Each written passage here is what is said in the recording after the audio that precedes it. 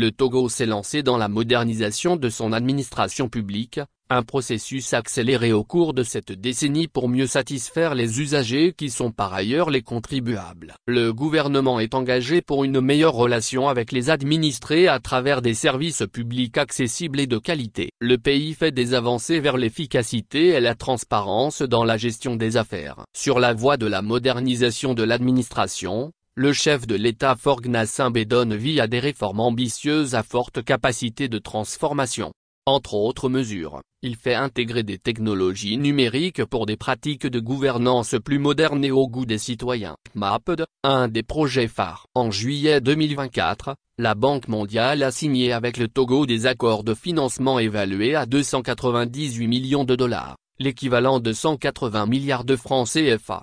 Ils sont structurés comme suit. 120 milliards de francs CFA pour le projet de développement inclusif grâce à l'accès à l'électricité, IDA, 13,8 milliards de francs pour le projet de cohésion sociale des régions nord du golfe de Guinée, COSO, et 45 milliards pour le programme de renforcement du secteur public pour la prestation des services, PMAPD, qui nous intéresse.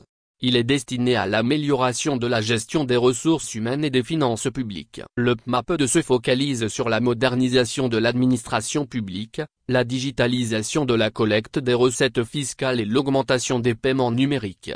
Il intervient dans un contexte où l'Office togolais des recettes, autres, cartonne en matière de mobilisation de recettes. Par exemple, au premier trimestre 2024, le gendarme de la fiscalité a collecté 207 milliards de francs CFA de recettes fiscales. Une performance en hausse de 17% par rapport aux 176,8 milliards de francs obtenus en 2023 à la même période. Modernisation de l'administration. Des acquis existent déjà, comme la digitalisation de la demande du casier judiciaire. En février 2023, donc moins de 2 ans après la digitalisation de la demande du casier judiciaire, environ 350 000 bulletins avaient déjà été délivrés, soit une hausse de 600%. La moyenne annuelle était de 50 000 bulletins délivrés avant la réforme. Maintenant, le duplicata du certificat de nationalité s'obtient aisément dans les mairies pour ceux et celles qui sont éloignés du centre principal de délivrance situé dans la ville. Les bureaux de l'administration fonctionnent avec de la connexion haut débit qui les relie. Les demandes de plusieurs documents administratifs sont faisables en ligne sur le portail numérique des services publics. Une nette amélioration est perceptible.